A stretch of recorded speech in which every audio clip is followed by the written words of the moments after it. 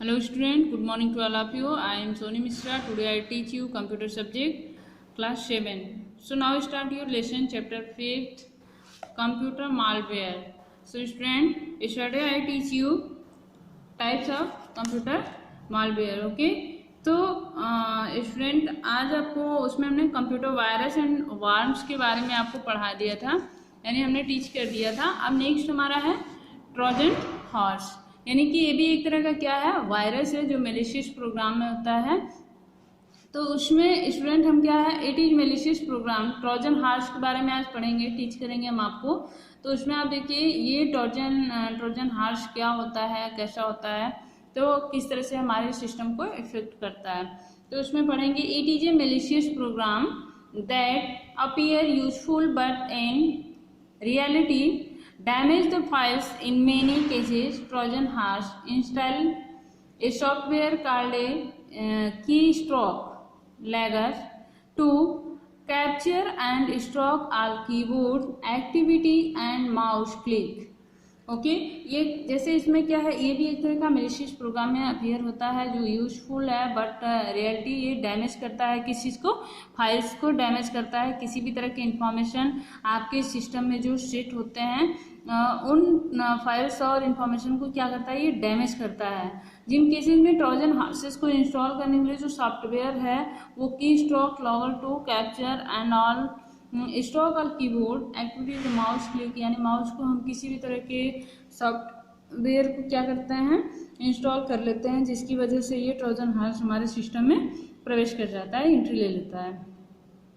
In this manner a Trojan easily steals confidential information such as account, login details and password, credit card numbers or bank account information.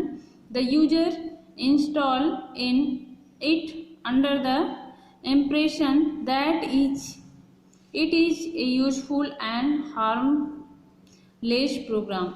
तो ये क्या करता है कि हम किसी भी तरह के इंफॉर्मेशन या जो चीज़ें हम करते हैं, तो जो ट्रोजन होता है उसका वो अपने मैनर के अकॉर्डिंग जो सिस्टम होता है, जो अकाउंट में लॉगिन डिटेल्स होता है, वो पासवर्ड अगर है तो credit card numbers, bank account information users install under impression that is useful and harmless program. यानी इस तरह की कोई भी चीज़ों को हम क्या करते हैं कि जैसे ही इंस्टॉल करते हैं या फिर क्लिक करके लेते हैं, या किसी भी तरह का लिंक आपके पास जाता है, आप उसको क्या करते हो, क्लिक कर देते हो, और उसके बाद वो या तो इंस्टॉल करने के लिए बोलता है या फिर आपके सिस्टम की कुछ कमियां दिखाए या अच्छाइयाँ दिखाए, बुराइयाँ दिखाए, जो भी होता है, तो उसके अकॉर्डिंग उसमें होता क्या है कि वो जो एक्टिव होता है तो उसमें हार्मफुल जो मतलब बहुत नुकसानदायक वायरस होते हैं, उसमें एक ट्रोजन भी होता है. तो ये सभी वायरसेस जो हैं आपके प्रोग्राम को क्या करते हैं, नुकसान पहुंचाते हैं.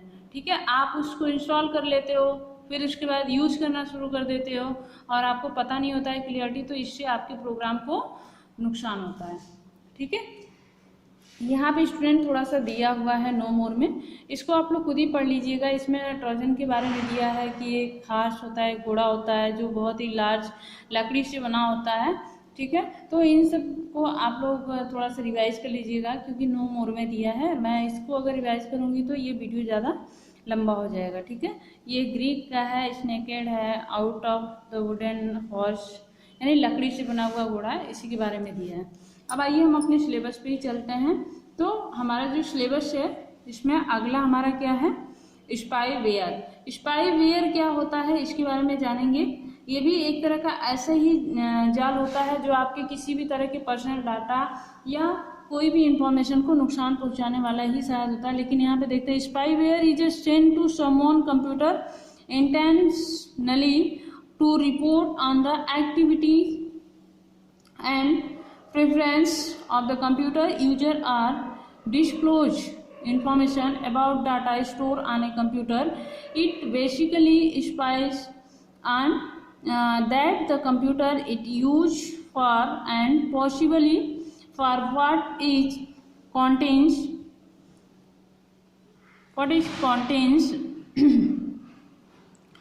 or track the user behavior, also known as a spy bot Good are tracking software. Example of spyware include Look to Me, Django.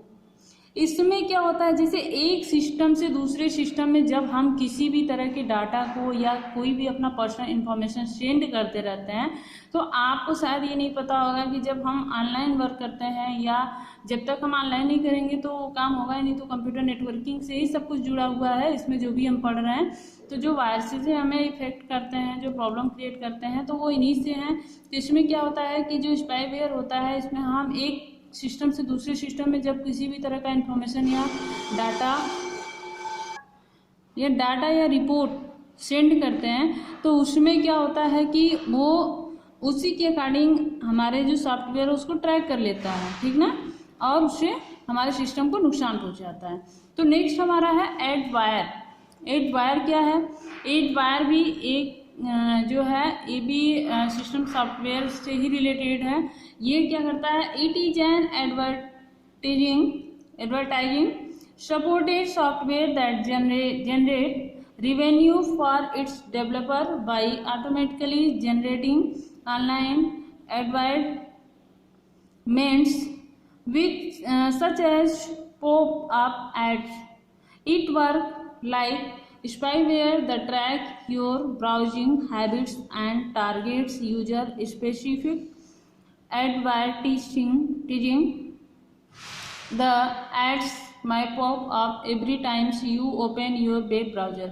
ये जो होता है एडवायर जो होता है, उसको आपने देखा होगा कि जब भी आप ऑनलाइन कोई वर्क करते हो या कुछ ओपन करते हो तो आपको तुरंत ऐड आना शुरू हो जाता है।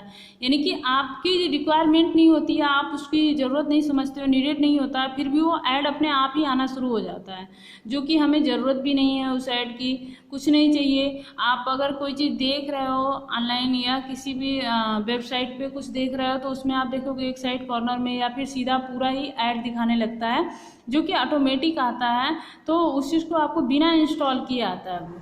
तो इस तरह की चीज़ें क्या हैं, ये ऑटोमेटिक आपके सिस्टम में एंट्री लेते हैं और इससे भी सिस्टम को क्या होता है, प्रॉब्लम क्रिएट होती है। ठीक है, ये हर ब्राउज़र को ओपन करने पे, चाहे जैसा भी ब्राउज़र आप गूगल कर लीजिए, ईमेल कर लीजिए, ठीक है, जो भी कर लीजिए, उसमें ऑटोमेटिक एक ऐड आना शुरू होता है जो कि बिना किसी इंस्टॉलिंग के आता है। अब इसे एडवायर कहते हैं। नेक्स्ट है रैंसमवेयर जो है it is a type of malicious software. ये भी एक तरह का मैलिशियस सॉफ्टवेयर है that threatens to publish the victim data और limits user from accessing their system और perpetually block access to in unless a ransom is paid. If you refuse to pay, the data is deleted.